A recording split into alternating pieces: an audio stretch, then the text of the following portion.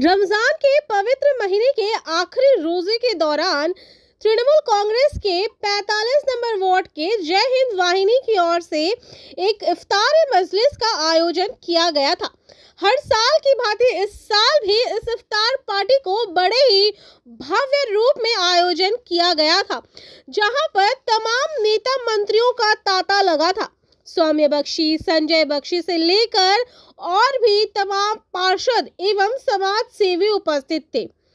इस इफ्तार पार्टी का मुख्य आयोजन शैलेश मिश्रा एवं उनके पूरे टीम की ओर से किया गया था, जहां पर तमाम मुस्लिम संप्रदाय के भाइयों के साथ साथ हिंदू भाइयों ने भी एक साथ मिलकर रोजेदारों के साथ इफ्तार का आनंद उठाया।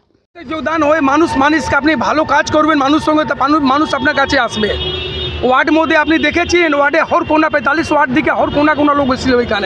এইখানে 1500 লোক এসেছিল তার পার্টি করতে জন্য, রোজা করতে জন্য, जिसमें আপনারে 500-600 মুসলিম और 500-700 जो হবে হিন্দু হবে, মিলে 50-50 হয়েছে। আপনি দেখেছেন তো কত ভিড় ছিল, আপনি নিজে দেখেছেন কি কিছু লোক দাঁড়িয়ে রোজা করছে আমার ব্যবহার জন্য, আমার ভালোবাসার জন্য। हम लोग का पार्टी का सेल विंग्स है, सब तरफ से हम लोग जो है इफ्तार का आयोजन किए गए। आज 45 नंबर वार्ड जय हिंद वाहिनी का ओर से ये कार्यक्रम ये आयोजन किया गया है।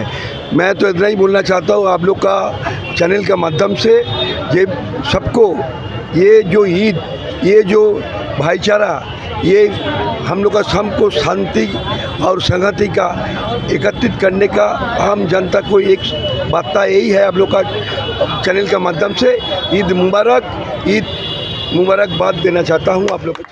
कल के लास्ट আছে, কালকে আমরা অন্য জায়গায় বসবো, কি করে ইফতার করব।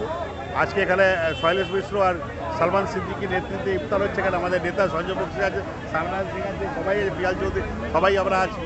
আমরা সব যেখানে যাচ্ছি সবাই মিলে যাচ্ছি, হিন্দু মুসলিম শিখ ইসাই আমরা সবাই ভাই ভাই। ওই একটাই কথা বলবো, আমাদের মাননীয় মুখ্যমন্ত্রী যে কথা, ধর্ম যার যার, উৎসব সবার, ঈদ সবার ভালো কাটুক। আর 35 নম্বর ওয়ার্ডের আজকে জয়েন্ট বাহিনী শৈলেশ মিশ্র যে ইফতার পার্টি দিয়েছে, এটা প্রমাণ হয় পশ্চিমবঙ্গের বুকে বা কলকাতার বুকে কোন হিন্দু মুসলমান ভেদাভেদ নেই, মানুষের মধ্যে কোনো ভেদাভেদ নেই। ওদের ধর্মে আমরা এসেছি, আমাদের ধর্মীয় অনুষ্ঠানে ওরা যায়। অর্থাৎ আমাদের যে ভাইচারা বা আমাদের মধ্যে যে মেলবন্ধন আছে সেটা অটুট, আর কোনো শক্তি এটাকে ভাঙতে পারবে না। তার প্রমাণ শুধু 45 নম্বর ওয়ার্ড বলে না, সারা বাংলা জুড়ে ইফতার হয়েছে, সারা কলকাতা জুড়ে ইফতার হয়েছে। একদিন পরে রেড রোডে নামাজ হবে, সেখানে যেন মুসলিম ভাইরা নামাজ পড়েন, আমরা উপস্থিত থাকি দেখতে। অতএব ঈশ্বরের কাছে, আল্লাহর কাছে এটা প্রার্থনা করি আরও একটা বছর আমরা সুখে শান্তিতে কলকাতার বুকে সুন্দরভাবে যাতে আমরা বেঁচে থাকতে পারি।